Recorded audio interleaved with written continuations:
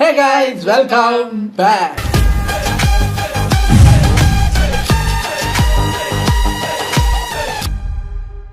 இன்னைக்கு நம்ம டிலைட் தமிழ் அப்படிங்கிற சேனல்ல இருந்து ஒரு வீடியோ வந்திருக்கு. அதுக்கு தான் நம்ம ரியாக்ட் பண்ண போறோம். என்னன்னா இப்போ நம்ம ராக்கி பாய் இருக்காரு இல்லையா, கேஜிஎஃப் ஹீரோ.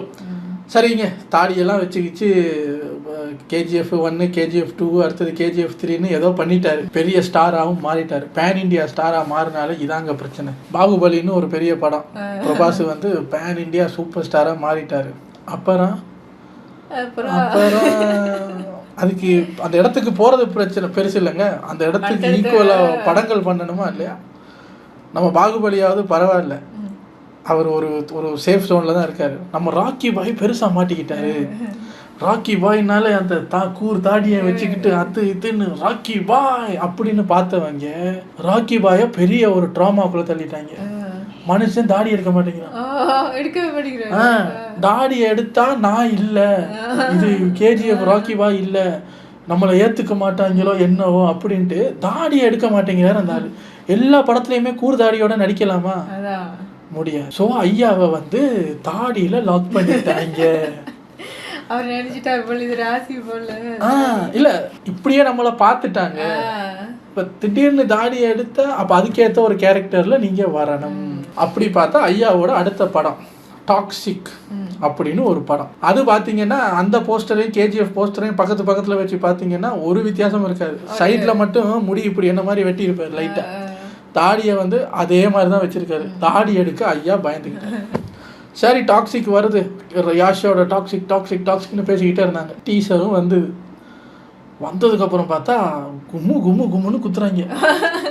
என்னென்னு பார்த்தா அது ஒரு டீசரு. சுடுகாட்டில் ரவுடிஸ் கோட்டெல்லாம் போட்டு இன்டர்நேஷ்னல் டான்ஸ் எல்லாம் நின்றுக்கிட்டு இருப்பாங்க. யாரோ இறந்து போயிட்டாங்க, இவன் சாவுக்கு நான் அவனை பழி வாங்குறேன் அப்படின்னு பேசிக்கிட்டு இருப்பாங்க. அப்போது ஒரு பழைய அம்பாசிடர் கார் மாதிரி ஒரு நீட்ட காரு, கருப்பு கலரில் ஒரு கார் ஒன்று வருது. வந்து சுடுகாட்டு வாசலில் நிற்கிது. இவங்கெல்லாம் திரும்பி பார்க்குறாங்க, ஹூ இஸ் தட் அப்படின்னு. அப்போ காரில் இருந்து அந்த டிரைவர் கொஞ்சம் வயசானவர் மாதிரி இறங்குறாரு. இறங்கி குடுன்னு ஓடி போய் ஒரு அந்த இப்படி அமுக்குவோம் இல்லை பாம், அது மாதிரி ஒரு இதை எடுத்து வந்து அந்த காரோட பின்னாடி டிக்கியில் இப்படி ஒரு ஹுக்கு இருக்கும். அந்த ஹுக்குக்கு கீழே அந்த அந்த அந்த இதை வந்து இப்படி தூக்கி இப்படி வச்சுருவாரா. இப்போ அந்த காரோட ஹுக்கு வந்து அதை அமுக்கிடுச்சுன்னா குண்டு வெடிக்கும். இவர் என்ன பண்ணுறாரு, அந்த அந்த அந்த அந்த ரிமோட் மாதிரி இருக்கிறத கொண்டு அப்படி காரு டிக்கிட ஹுக்குக்கு பின்னால் இப்படி வச்சுட்டு ஆல்ரெடி ப்ரீ பிளான் பண்ணி அந்த சுடுகாட்டுக்குள்ளே இருந்து வயர் இழுத்து வச்சுருக்காங்க. அதை மண்ணுக்குள்ளே போச்சு வச்சுருக்காங்க. அதை அப்படி உஃப்னு உதறி எடுத்து இதோட கனெக்ட் பண்ணிட்டு அவர் போயிடுவார். இப்போ பார்த்தா சுடுகாடெல்லாம் பாம். இதை இப்போ யாராவது அமுக்குனா அவங்க வெடிச்சிருவாங்க. இந்த இடத்துல இப்போ இதை அமுக்கணும், குண்டு வெடிக்கணும். ஹீரோவுக்கு இன்ட்ரோ. நீ என்ன பண்ணுவ? இப்போ அந்த கார்ல இருக்கிற அந்த ஹுக்கு வந்து அந்த குச்சி அப்படி தட்டுனா வெடிக்கும். இப்போ அதை ஹீரோ அமுக்கணும். ஆனா ஹீரோக்கு ஒரு மாசான என்ட்ரி. என்ன பண்ணுவேன்? அமுக்குவேன்.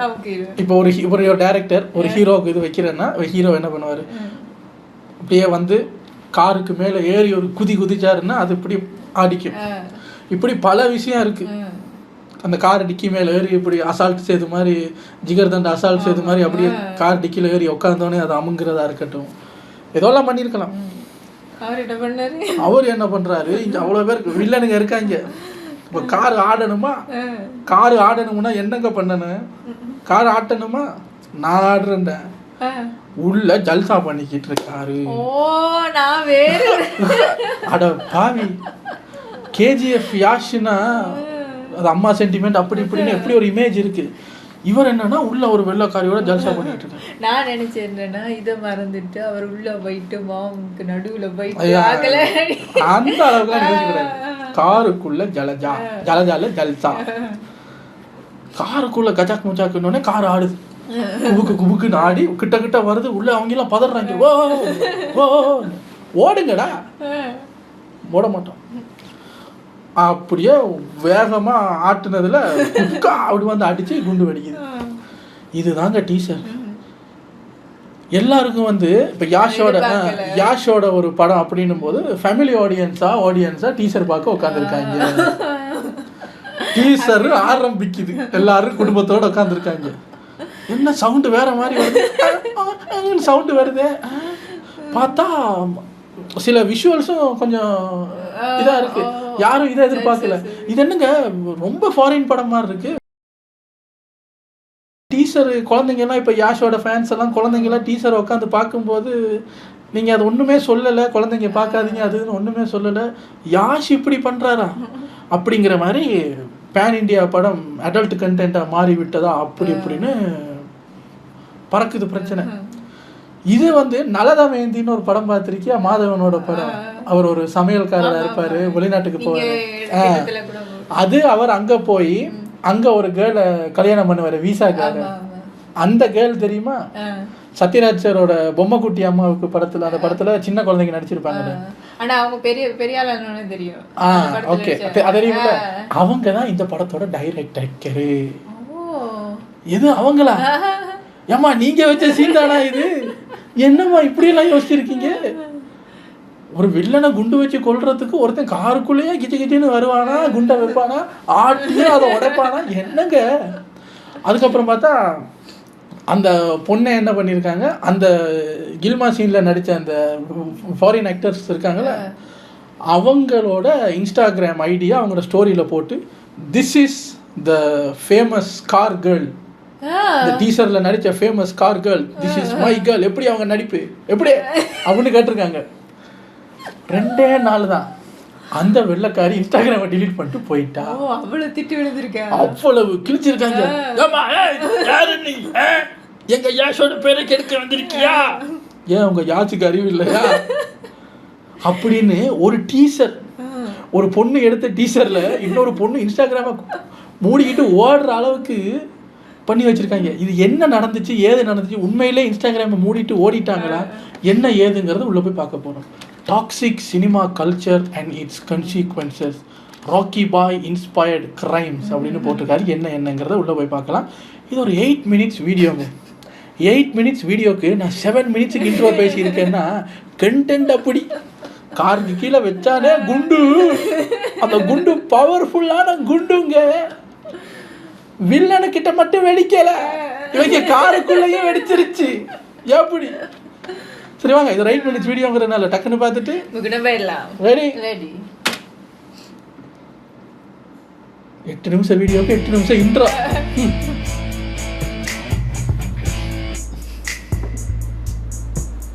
வணக்கம் and welcome to delight Tamil. இந்த வீடியோவில் நம்ம பார்க்க போகிறது என்ன அப்படின்னு பார்த்தீங்கன்னா, டைரக்டர் கீது மோகன்தாஸோடைய இயக்கத்தில் யஷ் நடிச்சிருக்கிற டாக்ஸிக் படத்திலேருந்து அவருடைய பிறந்தநாளை முன்னிட்டு அவருடைய கேரக்டர் கிளிம்ஸ் அஃபிஷியலாக ரிலீஸ் பண்ணியிருந்தாங்க. இந்நேரம் எல்லாருமே பார்த்து முடிச்சிருப்பீங்க அப்படின்னு நினைக்கிறேன்.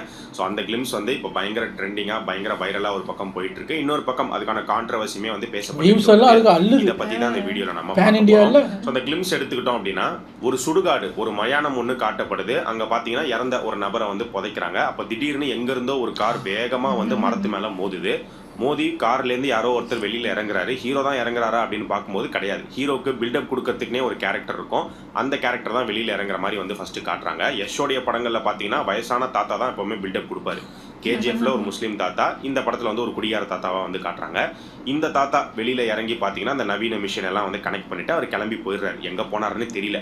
அதே சுடுகாட்டுல ஏதாவது குழிக்குள்ள விழுந்துட்டாரா என்ன ஏதுன்னா அவர் கனெக்ட் பண்ணிட்டு போனதுக்கு அப்புறமா கார் ஆடிக்கிட்டு இருக்கு. என்ன கார் ஆடுது அப்படின்னு பார்க்கும்போது உள்ள பாத்தீங்கன்னா நம்ம ராக்கி பாய் வந்து சம்பவம் பண்ணிக்கிட்டு இருக்காரு. ஸோ சம்பவம்லாம் முடிஞ்ச உடனே பிளாஸ்ட் எல்லாம் வந்து நடக்குது. அதுக்கப்புறம் தான் அவர் வந்து வெளியில வராரு. வெளியில வந்து சட்டையை மாட்டிட்டு கன் எடுத்துட்டு வராரு. வந்து சுடுறாரு, வெட்டி வீசுறாரு. டேடிஸ் ஹோம் அப்படிங்கிற டயலாகும் வந்து சொல்றாரு. டேடி பண்ற வேலையா இது அப்படிங்கிற மாதிரி தான் இருக்குது.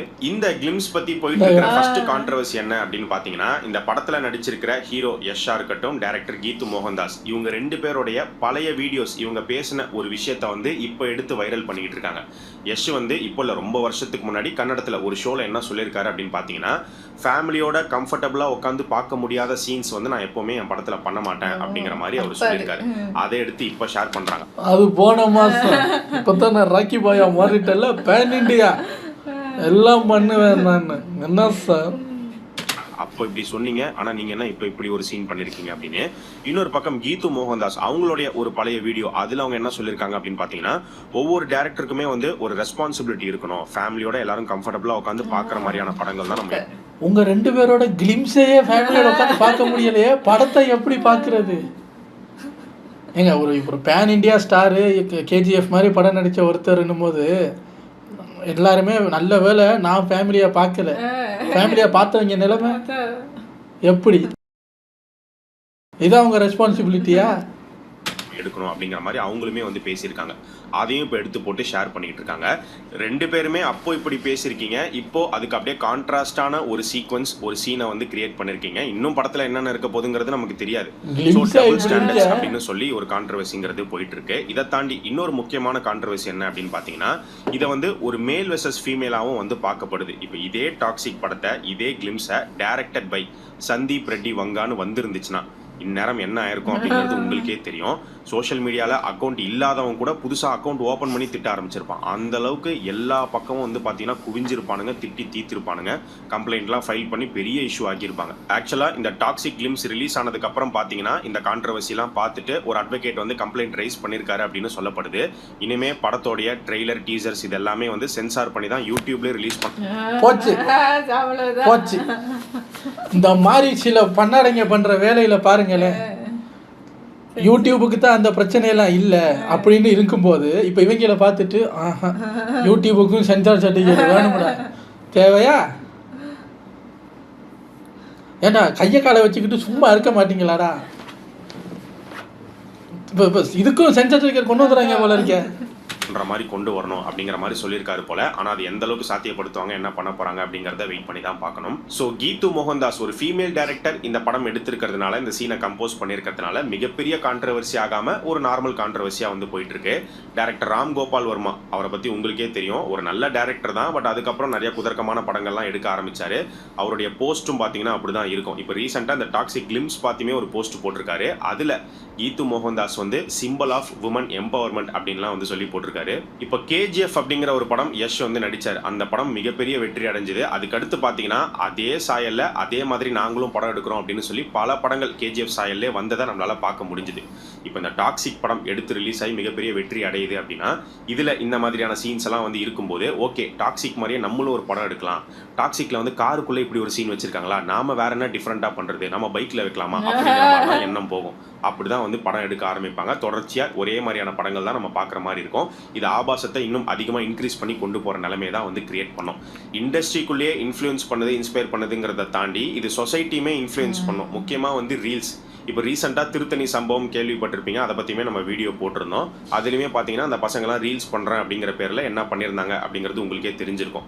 அந்த மாதிரி முக்காவாசி ரீல்ஸ் பார்த்தீங்கன்னா சினிமா பேஸ்டு தான். சினிமாவில் ஒரு காமெடி சீனை ரீக்ரியேட் பண்ணுற மாதிரி பண்ணுறது, இல்லை வந்து ஒரு பாட்டு எடுத்து ரீக்ரியேட் பண்ணுறது, இல்லை முக்கியமான ஒரு சீன் எடுத்து வந்து ரீக்ரியேட் பண்ணுறது, இல்லை இந்த மாதிரி டீசர் ட்ரெய்லர் இந்த கட்டில் இருக்கக்கூடிய இன்ட்ரோ சீக்வன்ஸ் அதெல்லாம் எடுத்து ரீக்ரியேட் பண்ணுறது தான் வந்து நம்ம நிறையா பார்த்துக்கிட்டு இருக்கோம். அப்படி இருக்கும்போது இப்போ இந்த டாக்ஸிக் கிளிம்ஸை பார்த்துட்டு இதே மாதிரி நானும் மாசா பயங்கரமாக பண்ணுறேன் பாருங்கடா அப்படின்னு சொல்லிட்டு ஏதாவது ஒரு சுடுகாட்டு பக்கம் போய் காரை நிறுத்திட்டு பண்ணி ரீல் எடுத்து போட்டாலும் ஆச்சரியப்படுறதுக்கு இல்லை. ஆக்சுவலாக இப்போதைக்கு யாரும் அந்த மாதிரி பண்ண மாதிரி தெரியல. பண்ணால் மிகப்பெரிய பிரச்சனையாகும். எல்லா ரீல்ஸையும் நம்ம குறை சொல்லலை, ஆனால் ஒரு சில மோசமான ரீல்ஸை நம்மளால பார்க்க முடியுது. இப்போ எப்படி டாக்ஸிக் படத்தில் டிஃப்ரெண்ட்டாக ஒரு இன்ட்ரோ கிரியேட் பண்ணலாம்னு இவங்க யோசிச்சு கிரியேட் பண்ணியிருக்காங்களோ, இதை பார்க்குற ரீல் கிரியேட்டர்ஸ்க்கும் இதே மாதிரி நாம் என்ன புதுசாக பண்ணலாம், வித்தியாசமாக பண்ணலாம் அப்படிங்கிற மாதிரி தான் அவங்களுடைய மென்டாலிட்டியுமே வந்து ஒர்க் ஆகும். இப்படிலாம் பண்ணுவாங்களா ப்ரோ அப்படின்னு கேட்டிங்கன்னா பண்ணியிருக்காங்க. யஷ்ஷை வச்சு எக்ஸாம்பிள் சொல்லணும் அப்படின்னா கேஜிஎஃப் வச்சு நிறைய இன்ஸ்பிரேஷன் வந்து நடந்திருக்கு. நம்ம ஊர்லேயே நடந்தது. ஒரு ஃபேமஸான ஒரு பைக் ஓட்டுற யூடியூபர் அவர் வந்து பார்த்தீங்கன்னா எப்படி கேஜிஎஃப் 2 படத்தில் பிஎம் ஃபர்ஸ்ட் டைம் மீட் பண்ணுறதுக்கு ராக்கி பாய் வந்து செம்ம ஸ்டைலிஷாக கோட் ஷூட்லாம் போட்டுட்டு போவாரோ, அதே மாதிரி இவர் வந்து இவருடைய லைஃப்பில் வந்து கோர்ட்டுக்கு போகும்போது கையெழுத்து போட போகும்போது ராக்கி பாய் மாதிரியே கோட் ஷூட்லாம் பண்ணிட்டு அப்படியே போனாரு, விக்டரி சிம்பல்லாம் காமிச்சாரு, கையெழுத்து போட்டு வந்தாரு. அதே மாதிரி அந்த கேஜிஎஃப் டயலாக் வச்சு ரீலும் எடுத்து போட்டிருந்தாரு. அந்த டைமில் ஒரு கான்ட்ரவர்சி ஆச்சு, நீங்களே வந்து பார்த்துருப்பீங்க. நம்ம ஊர்லேயாச்சும் வெறும் கோட் ஷூட் போடுறதோட நிறுத்திட்டாங்க. ஆனால் நார்த்தில் என்ன நடந்திருக்குன்னு பார்த்தீங்கன்னா மத்திய பிரதேச சேர்ந்த ஒரு 19 வயசு பையன் வந்து கேஜிஎஃப் படம் பார்த்து பயங்கரமா இன்ஸ்பயர் ஆகி ஒரு 3 செக்யூரிட்டி கார்டை வந்து தூங்கும் போதே கொலை பண்ணிட்டான். ஆனா அவனுடைய கொலைகளுக்கு வெறும் கேஜிஎஃப் படம் மட்டும் காரணம் கிடையாது, அதுவும் ஒரு காரணம். அதை தாண்டி பாத்தீங்கன்னா சோஷியல் மீடியால நம்ம வைரல் ஆகணும், ஃபேமஸ் ஆகணும், என்ன பண்றதுன்னு தெரியாம கொலை பண்ணியிருக்கான். வடக்குல இப்படி ஒரு சம்பவம், நமக்கு பக்கத்து ஸ்டேட்ல இருக்கக்கூடிய கேரளால ஒரு சம்பவம் நடந்துச்சு. 2 பேருக்குள்ள ஒரு பிரச்சனை அடிதடியா இருக்கு. அது வந்து ஒரு 2 கேங் பிரச்சனையா மாறி ஒருத்தர் வந்து பாத்தீங்கன்னா கொலை பண்ணிருக்காங்க. கொலை பண்ணும்போது வந்து ரொம்ப சித்திரவதை பண்ணி கொலை பண்ணிருக்காங்க. அதை வந்து இவங்களே ஷூட் பண்ணிருக்காங்க. அந்த கொலை நடக்கும் போது பாத்தீங்கன்னா கேஜிஎஃப் டயலாக சொல்லி தான் வந்து கொலை பண்ணியிருக்காங்க. கேங்கோட வரவன் கேங்ஸ்டர், ஒத்தையா தனியா வரவன் தான் மான்ஸ்டர் அப்படிங்கிற ஒரு ஒரா dialogue வரும். பைத்தியம். அந்த டயலாக் எல்லாம் வந்து சொல்லியிருக்காங்க. ஸோ கேஜிஎஃப் மாதிரியே இப்போ டாக்ஸிக் படத்துலயும் யஷ் வந்து பாத்தீங்கன்னா ஒரு கெட்டவனா ஒரு கேங்ஸ்டரா வர மாதிரி தான் வந்து காட்டப்படுது. முன்னெல்லாம் ஹீரோ அப்படின்னாலே நல்லவர், வில்லன் தான் வந்து கெட்டவரா இருப்பாரு. இப்போ ஹீரோஸ் எல்லாருமே வந்து வில்லன் ஷேடை வந்து ப்ளே பண்ண ஆரம்பிக்கிறாங்க. தொடர்ச்சியா ஒரு கெட்டவனை ஹீரோவா க்ளோரிஃபை பண்ணி காட்டுறது, மாஸ் சீக்வன்ஸ் வைக்கிறது கண்டிப்பா ஆரோக்கியமானது கிடையாது. இதை பத்தி நம்ம ஏற்கனவே அந்த திருத்தணி இன்சிடென்ட்லேயே வந்து பேசியிருந்தோம். ஒரு ஃபிலிம் மேக்கராக அவங்களுக்கு வந்து ஒரு சில ரெஸ்பான்சிபிலிட்டிஸோட தான் ஒரு படத்தை வந்து எடுக்கணும். முடிஞ்ச அளவுக்கு நெகட்டிவாக இன்ஃப்ளூயன்ஸ் பண்ணக்கூடிய விஷயங்களை வந்து தவிர்க்கணும். அதே மாதிரி ஆஸ் அ ஆடியன்ஸாக நாம் ஒரு படம் பார்த்து அதுலேருந்து நம்ம என்ன கற்றுக்குறோம், அதுலேருந்து நம்ம என்ன எடுத்துக்கிறோம் அப்படிங்கிறதுமே இருக்குது. எல்லாருமே நெகட்டிவாக இன்ஃப்ளூயன்ஸ் ஆகிடுறது கிடையாது. பட் இருந்தாலும் பாசிட்டிவ் இன்ஃப்ளூயன்ஸை விட நெகட்டிவ் இன்ஃப்ளூயன்ஸ் தான் ரொம்ப ஜாஸ்தியாக இருக்குது, பயங்கரமாக ஸ்ப்ரெட் ஆகிட்டு. ஸோ சினிமாவுக்கும் ரியாலிட்டிக்கும் வித்தியாசம் தெரியாமல் இன்னும் நிறைய பேர் இருக்காங்க, நிறைய சம்பவங்கள் பண்ணிட்டு தான் வந்து இருக்காங்க. அவங்க எல்லாருமே எஜுகேட் பண்ணி தான் வந்து சேஞ்ச் பண்ண வேண்டியிருக்கு. ஸோ நீங்கள் இந்த மாதிரியான டாக்ஸிக்கான படங்கள், டாக்ஸிக்கான காட்சிகளை பற்றி நீங்கள் என்ன நினைக்கிறீங்க? படத்தை படமாக பார்த்தா போதும் ப்ரோ, எந்த பிரச்சனையும் இருக்காது அப்படின்னு சொல்லலாம், அது உண்மைதான். ஆனால் படத்தை எத்தனை பேர் படமாக மட்டுமே பார்க்குறோம் அப்படிங்கிற ஒரு கேள்வியும் வந்து இருக்குது. ஸோ நீங்கள் என்ன நினைக்கிறீங்க, உங்களுடைய கருத்து என்ன அப்படிங்கிறத மறக்காமல் இந்த வீடியோடைய கமெண்ட் செக்ஷனில் சொல்லுங்கள். அடுத்து இன்னொரு வீடியோவில் நம்ம சந்திக்கலாம். என்னத்த சொல்கிறது தெரியலை, என்னத்த சொல்கிறதுன்னு தெரியலை. கேஜிஎஃப்ல கஷ்டப்பட்டு உருவாக்கின பேன் இண்டியா ஸ்டேட்டஸை இவரே உடைச்சிருவாரான்னு தெரியலை. இவர் யோசிச்சிருக்கணும். ஆனால் அவங்க கேட்பாங்க, ஏங்க இல்லை படம் எடுக்கிறது தப்பு இல்லை, இவ்வளோ ஃபேன்ஸ் இருக்கு தானே இவருக்கு. அதை இவர் யோசிச்சிருக்கணும். அந்த டைரக்டர் சொல்லுவாங்க, நான் ஒரு கதை கொண்டு போனேன், அது ஊவா. பட் ஆமாம், யோசிச்சிருக்கணும். ஆமாம், நமக்கு கிட்ஸ் ஃபேன்ஸு, லேடிஸ் ஃபேன்ஸ் எல்லாம் ரொம்ப ஜாஸ்தி. கேட்டால் அவர் சொல்லுவார், ஏங்க படம் பேரே டாக்ஸிக்னு வச்சுருக்கோம், அதில் வந்து என்ன நல்லது எதிர்பார்க்குறீங்க? அவங்க வேற மாதிரி நினச்சிருப்பாங்க சார். நீங்கள் படம் பார்க்க வர்றவங்களை தாண்டி அந்த படத்துக்குள்ளே உங்களை பார்க்க வர்றவங்க ஜாஸ்தி. நீங்களே காருக்குள்ளே கிளின்னா அப்புறம் என்ன? சரி, இது படத்தில் வந்தால் கூட சரி, அது A சர்டிஃபைட் படம்னு ஃபில்டர் பண்ணி தான் ஆடியன்ஸை உள்ளே அனுப்புகிறாங்கன்னு சொல்லலாம். எல்லாரும் விசிபிளாக பார்க்கக்கூடிய ஒரு ஒரு யூடியூப் இதில் வந்து இப்படி பண்ணுறீங்களே. இதையே நம்ம ஏதாவது பண்ணுனா உடனே வந்துடுவான் பண்ணாட தூக்கிட்டு, ஏஜ் ரெஸ்ட்ரிக்ஷன் கொடு, ஏஜ் ரெஸ்ட்ரிக்ஷன் கொடு, இல்லாட்டி இதை தூக்கிடுவோம், கம்யூனிட்டி கைட்லைன்ஸ் அவங்க போட்டால் ஓடி வரவில்லை. அப்படி தானே இவங்களும் அப்படி தான் சார் பண்ணுறாங்க. இப்போ பெரிய பெரிய இவங்களுக்கு அப்படியே விட்டுறாங்க. சின்ன சின்ன யூடியூபர்ஸ் ஏதாவது பண்ணிட்டு அவங்கள தான் நோண்டுறது, வந்து நோண்டுறது. ஏதோ மேபி படத்தில் எதுவுமே இல்லை, இப்படி ஒரு கதை கிரியேட் ஆகணும், அந்த டாக்ஸிக்குங்கிற பேருக்கு ஒரு ரீச் கிடைக்கணுங்கிறதுக்காக கிளிம்ஸ்லேயே வேணும்னு இப்படி வச்சோம், அப்படியே இது ஒரு மார்க்கெட்டிங் ஸ்டண்ட் அப்படிங்கிற மாதிரி இவங்க சொன்னாலும் சொல்லுவாங்க. இந்த காலத்தில் எதையுமே நம்ப முடியலை. மார்க்கெட்டிங் ஸ்டண்ட்டாக இருந்தாலும் குழந்தைங்க பார்க்கட்டும் பரவாயில்லன்னு விட்ட மாதிரி தான். ரெஸ்பான்சிபிலிட்டியை பற்றி நீங்கள் பேச வந்துட்டீங்க. எனிவேஸ் பார்ப்போம், கேஜிஎஃபோட சக்ஸஸ் ஸ்ட்ரீக் இவருக்கு இதில் வருதா, இல்லாட்டி படம் பேர் மாதிரியே படம் ரிசல்ட்டும் ஆகுதாங்கிறத வரட்டும், பார்த்துக்கலாம். உங்களை அடுத்த வீடியோவில் வந்து சந்திக்கிறேன். டேக் கேர், பாய்.